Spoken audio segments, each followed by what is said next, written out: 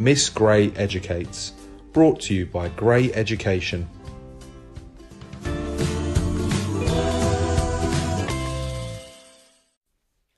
David Walliams presents The Bear Who Went Boo! At the top of the world lived a very cheeky polar bear. He was only little, but he loved giving the other animals a big fright. Slowly and silently he would creep up behind them before going boo! The poor creatures would shriek as the little cub would roll around hooting with laughter. The little cub's mama would ask him time and time again, "How would you like it if someone went boo to you?" But he wouldn't listen.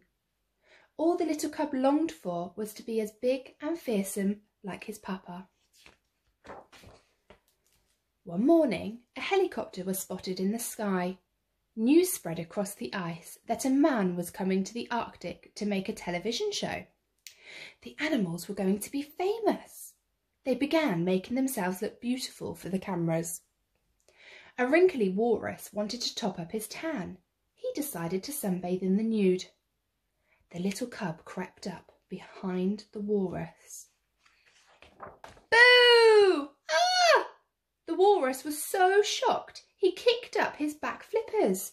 His tusks became skis as he zoomed across the snow. Whiz! Meanwhile, a platoon of puffins preened their feathers. Time to do boo too. Boo! Startled, the puffins all tried to take flight at once. Wings walloped, beaks bashed, caw, caw, caw. And the poor birds crashed head first into an iceberg. Wallop! There was no stopping the little cub now. Next, he sawed a hole in the ice sheet with his paw before diving down into the freezing water below. Time to do an underwater boo, but to who? The little cub spied a pair of killer whales practicing a synchronised swimming routine, ready for the cameras. Boo! The killer whales smashed through the ice sheet, up, up, up into the air. The first belly flopped onto the ice. Then the more blubbery of the two landed on top of his poor friend. Boing, boing, boing.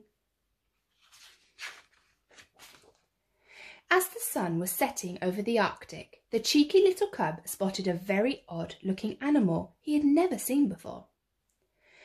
This snowy owl, he couldn't resist. One final boo! Splash! The poor man leaped backwards and fell with a giant plop into the sea. No! The water was so cold that when he clambered out, he was encased in a block of ice. The man was furious. His face glowed bright red like a tomato, and the ice soon began to melt. In all my years, I have never met such a badly behaved animal. I've had an octopus tickle me, been sat on by a rhinoceros, and once a family of gorillas ate my underpants. But you are the worst. Right, I'm reporting you. Species? Penguin? Fibbed the little cub. You are not a penguin. Penguins live in the Antarctic, not the Arctic. Okay, polar bear? Yes, and a tiny one at that. Well, you have ruined it for all the other animals. I am not making my television show here now. What? I'll go to the Antarctic and make one about penguins. People like penguins. Penguins are nice. As the little cub watched the helicopter leave, all the animals gathered. Now they were going to miss their moment of fame. It's time to teach that little bear a big lesson.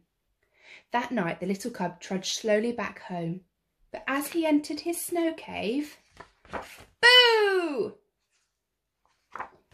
Ah! The little cub's fur stood up on end as if he'd been hit by a bolt of lightning. Mama Bear was right, he didn't like it one bit. The little cub had learnt a big lesson. From that moment he promised never ever to go boo again. Well, maybe one last time. Boo! Miss Gray Educates, brought to you by Gray Education.